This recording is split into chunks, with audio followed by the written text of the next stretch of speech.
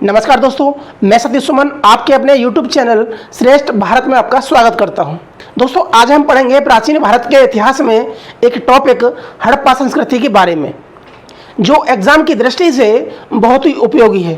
परीक्षा उपयोगी प्रश्नों पर भी बात करेंगे। तो जिन्होंने अभी तक हमारे चैनल को सब्सक्राइब नहीं किया है, प्लीज़ चैनल को सब्सक्राइब कर लें। बगल में जो बेल आइकन है उसे भी क्लिक कर दें ताकि हमारी हर वीडियो का नोटिफिकेशन आप तक पहुंचता रहे। पढ़ेंगे हम हड़प्पा संस्कृति।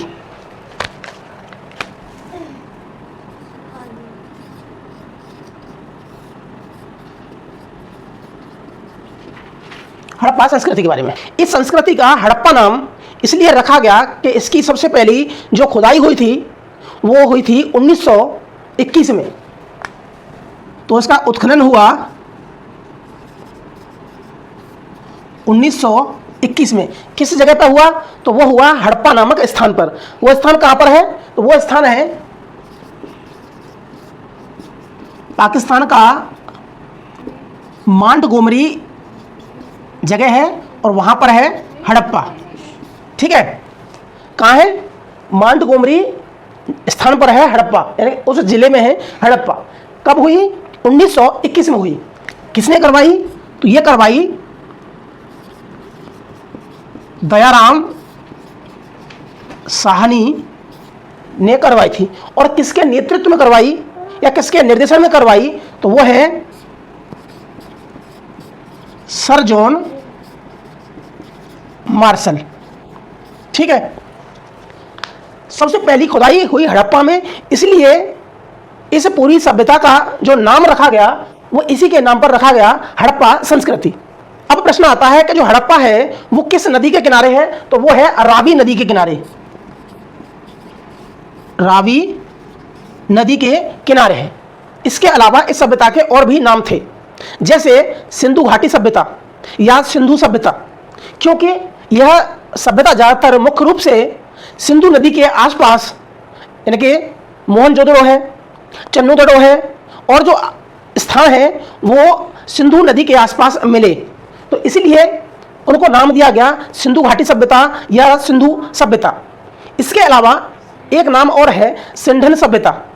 सर्वप्रथम कपास के उत्पादन होने के कारण भी इस जगह का जो नाम रखा गया वो था सिंधन सभ्यता।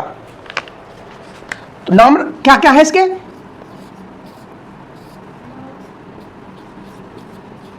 हड़प्पा, सिंधु सभ्यता,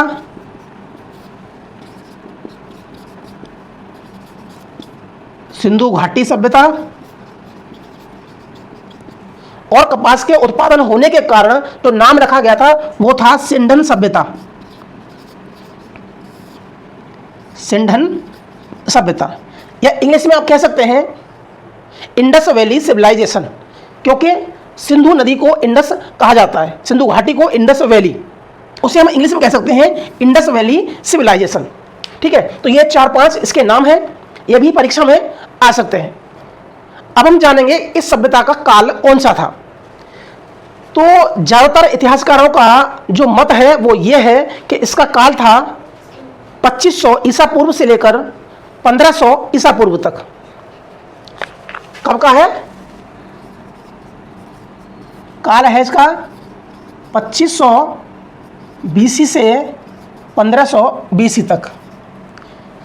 इसमें कुछ का मानना ये भी है कि ये 3300 बीसी से 1800 बीसी तक भी बताया जाता है, यानी कि 2 काल बताए जाते हैं।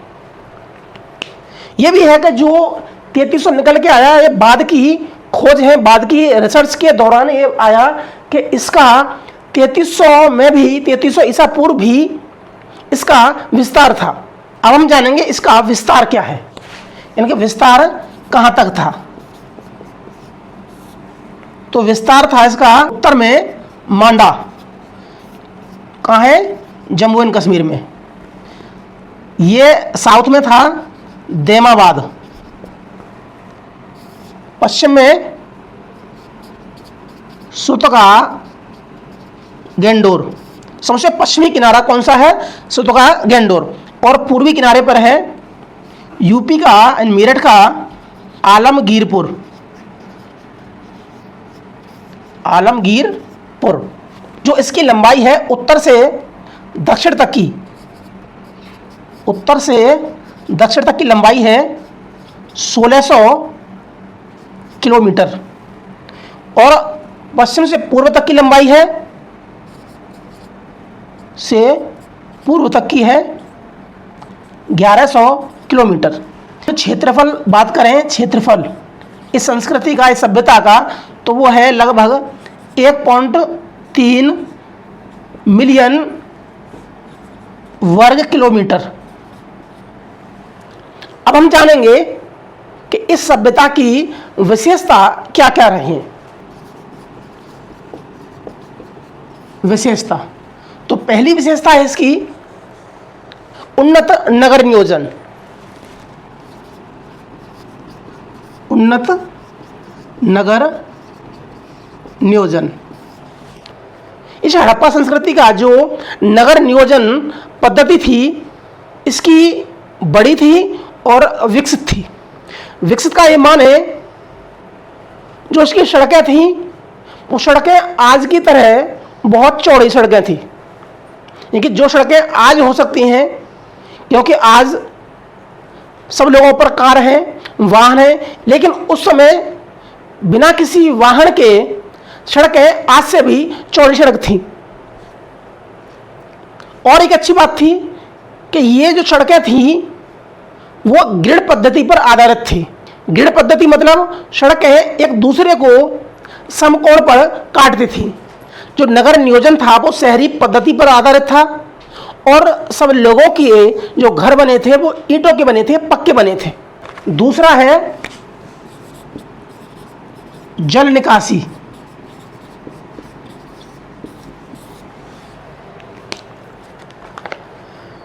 उस समय की सभ्यता में, संस्कृति में, घर से बाहर जो पानी जाएगा वो पक्की नालियों के माध्यम से जाएगा और उन पक्की नालियों पर भी पत्थर लगे होंगे, पटी हुई नाली होंगी, उन पर पत्थर रखे होंगे और इन ढकी हुई नालियों के माध्यम से घरों से निकलने वाला पानी बड़े बड़े नालों में जाएगा और वहाँ से नदियों में जाएगा।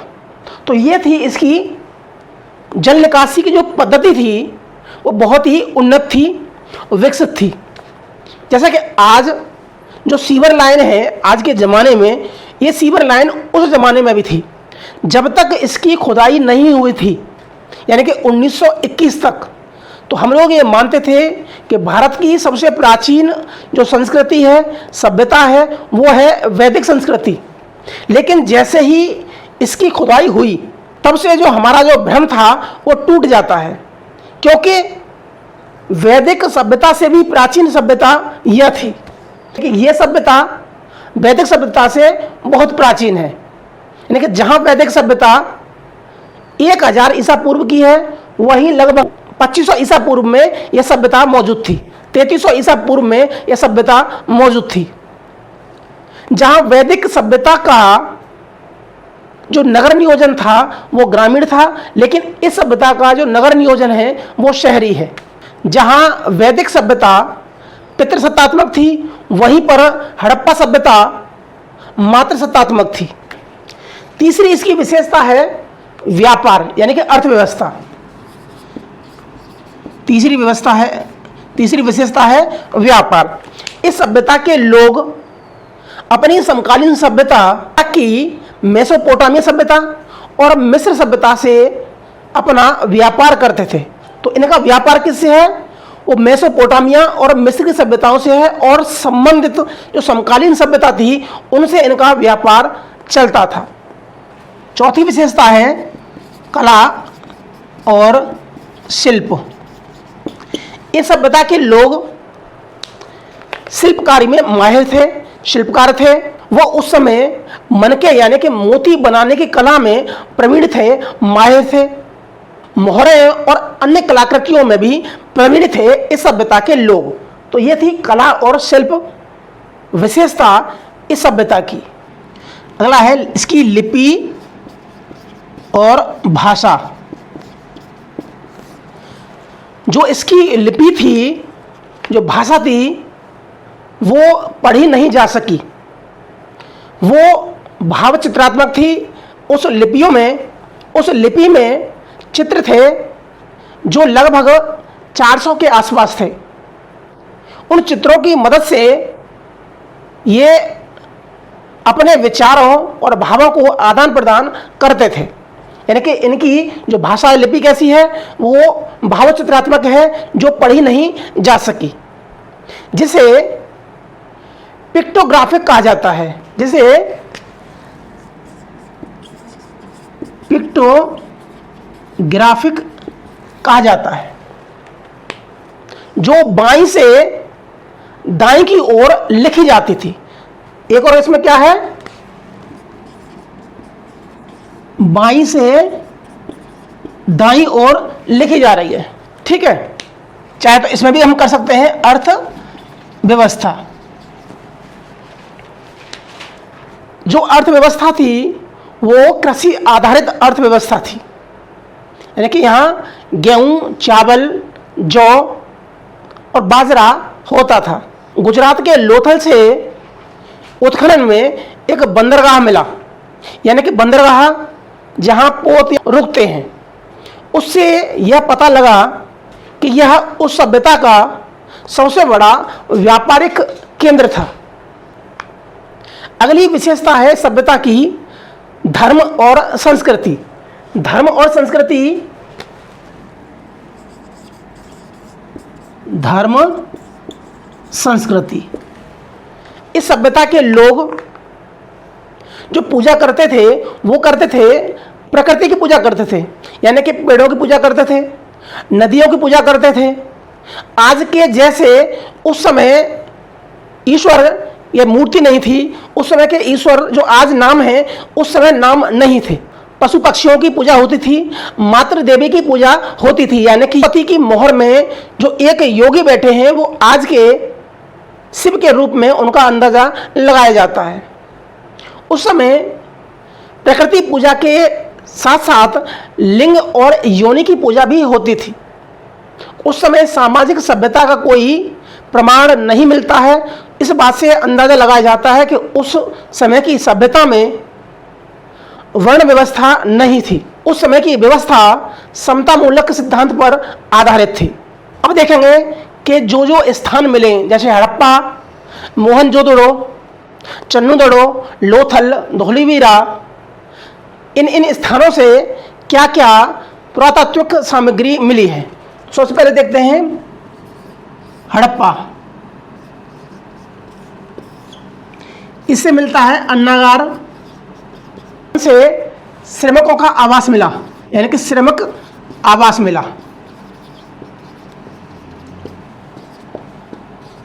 पुरुष की नग्न मूर्ति मिली जो लाल पत्थर पर थी, और महिला के गर्भ से एक पौधा निकलता दिखा। पुरुष की नग्न मिली है और महिला के गर्भ से एक पौधा निकलता मिला है। इसी को मातृ देवी के रूप में पूजा गया है। कब्रिस्तान मिला है, शंख का बेल मिला है, पीतल का इक्का मिला है। इक्का मतलब तांगा, जो पीतल का मिला है।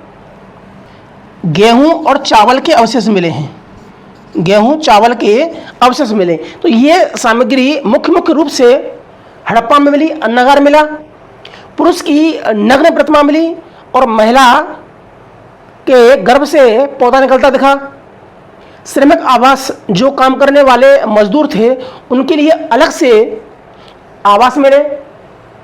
कब्रिस्तान मिला, शंख का बैल मिला, पीतल का इक्का मिला, और अनाज यानी गेहूं और जौ के अवशेष मिले।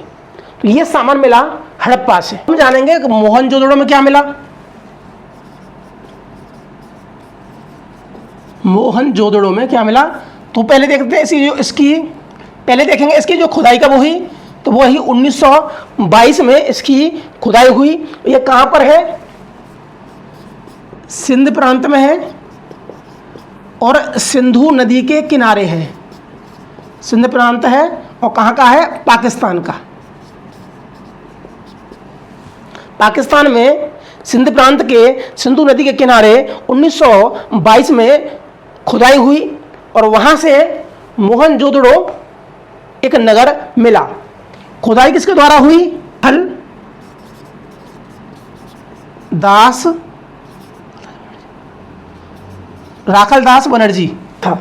अब इस स्थान पर क्या मिला? तो पहला मिला, सबसे मशहूर है, एग्जाम में प्रश्न पूछा जाता है, और वो है स्नानागार। बहुत बड़ा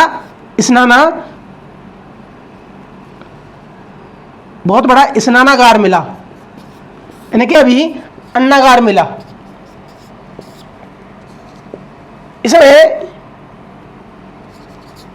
पुजारी गृह मिला,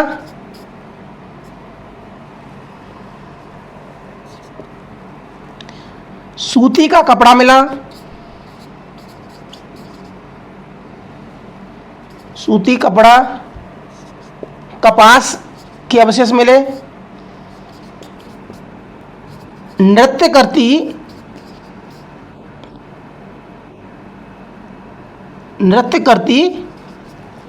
एक लड़की की प्रतिमा मिली। ठीक है, तो ये सामान मिला मोहनजोदड़ो से। ठीक है, एक स्थान था धौलावीरा, जो कि गुजरात के कच्छ में पड़ता है। इस स्थान का जो पता लगाया जेपी जोशी ने, यानी जगतपति जोशी ने पता लगाया, और आरएम विष्ट ने इसकी खुदाई करवाई। ठीक है, तो यह प्रश्न आता है।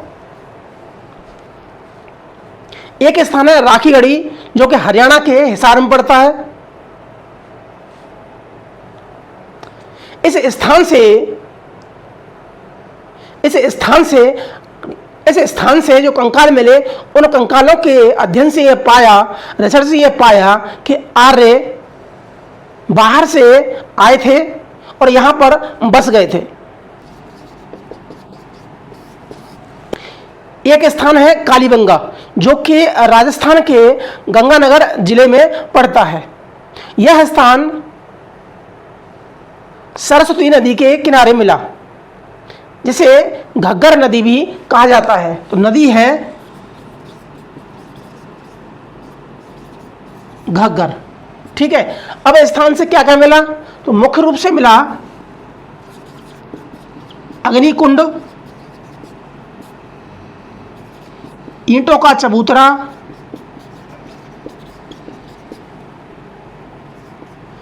जुते हुए खेत।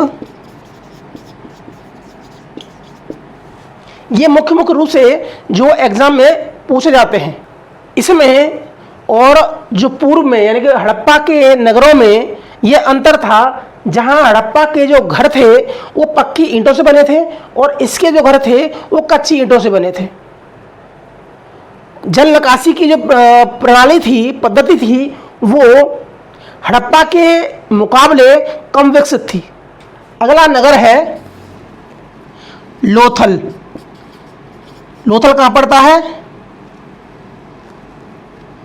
गुजरात में। नदी कौन सी है? नदी है भोगवा नदी के किनारे। तो लोथल कौन सी नदी किनारे है?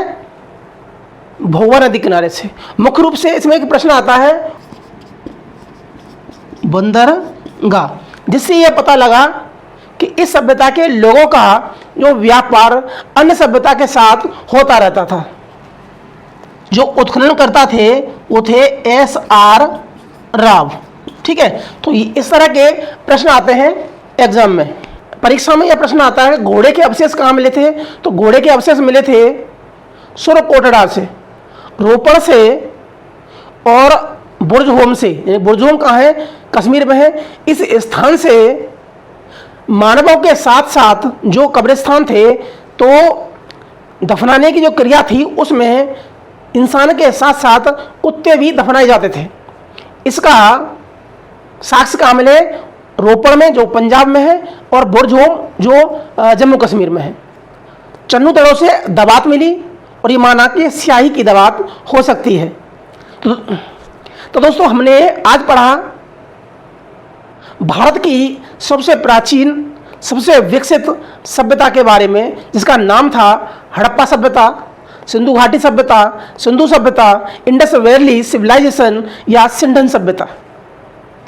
तो आज के लिए सिर्फ इतना ही, मिलते हैं हम अगली वीडियो में, तब तक के लिए नमस्कार।